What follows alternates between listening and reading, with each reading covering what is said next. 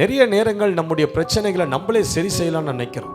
நிறைய பேருடைய பிரச்சனை அதிகமான பிரச்சனை ஆகிறதுக்கு இதுதான் காரணம். நிறைய நேரங்கள் உங்கள் பிரச்சனையை உங்க அறிவை கொண்டு, உங்கள் திறமையை கொண்டு, சில மனிதர்களுடைய இன்ஃப்ளூயன்ஸை கொண்டு நீங்க சரி செய்யலாம்னு நினைச்சு அந்த பிரச்சனை இன்னும் மகா பெரிய பிரச்சனையா மாறிடும். நான் சொல்றேன், உங்க பிரச்சனையை நீங்க சரி செஞ்சதெல்லாம் போதும். அதை சரி செய்ய இன்னும் குழப்பம், இன்னும் பிரச்சனை, இன்னும் குழியதான் உங்களுக்கு நீங்க வெட்டுவீங்க. நான் சொல்றேன், அதை டீல் பண்ண சர்வ வல்லவர் ஒருவர் இருக்கிறார். உன் கட்ட ஒரு நொடியில் அவிழ்க்கிற ஒரு தேவன் ஒருவர் இருக்கிறார். பிரச்சனைய ஆண்டவர்கிட்ட கொண்டு வாங்க. அவரு டீல் பண்ணார்னா அது ஒரே நிமிஷம் தான். ஆண்டவர் இந்த 38 வருடமாய் படுத்திருந்த வியாதியின் இடத்துல அவர் தேடி வந்தார்.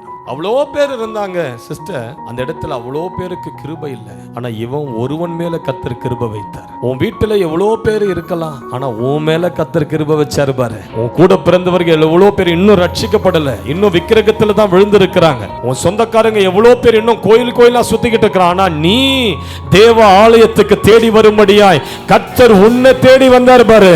அதுதான் கர்த்தர் உன் மேல வச்சிருக்கிற கிருபை.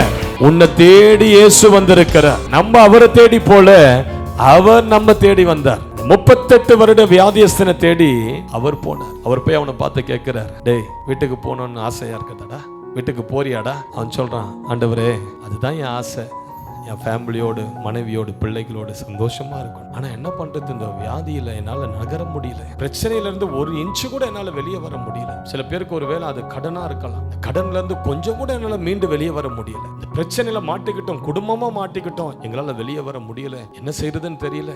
கொஞ்சம் கூட நகர முடியல, கொஞ்சம் கூட அசைய முடியல. அவன் அப்படிதான் சொன்னான் ஆண்டவர்கிட்ட, என்னை கொண்டு போய் இந்த தண்ணியில விட ஒருத்தரும் இல்ல, என் மேல இங்க இறக்க வைக்க ஒருத்தருமே இல்லை. இவ்வளவு ஆண்டுகள் படுத்திருக்கிறானே, தண்ணி கலங்குது, இவன் 38 வருஷமா படுத்திருக்கான், இவனை கொண்டு போய் அதுல போடுவோன்ற எண்ணம் ஒருத்தருக்குமே வரலாம். என் மேல இறக்க வைக்க, கிருபை வைக்க ஒரு மனுஷன் இல்லை, ஒரு நாய் இல்லை. ஆண்டவரே இதுதான் என் சூழ்நிலை. ஆண்டவர் உன் மேல எவ்வளவு மனதுருகி இருப்பாரு. ஆண்டவர் சொன்னார், நீ படுத்திருந்தது போதும், உன் படுக்கையை எடுத்துக்கிட்டு இப்ப நடந்து போடா. இன்றைக்கு ஆண்டவர் உன்னை சில கட்டிலிருந்து விடுவிப்பார். இனி அந்த கட்டில நீ படுத்திருக்க முடியாது. இன்றைக்கு ஆண்டவர் உன்னை சில கட்டிலிருந்து எழுப்புவார்ல, திரும்ப அந்த கட்டுக்குள்ள நீ போக மாட்ட. இனி அந்த படுக்கை உனக்கு தேவைப்படாது.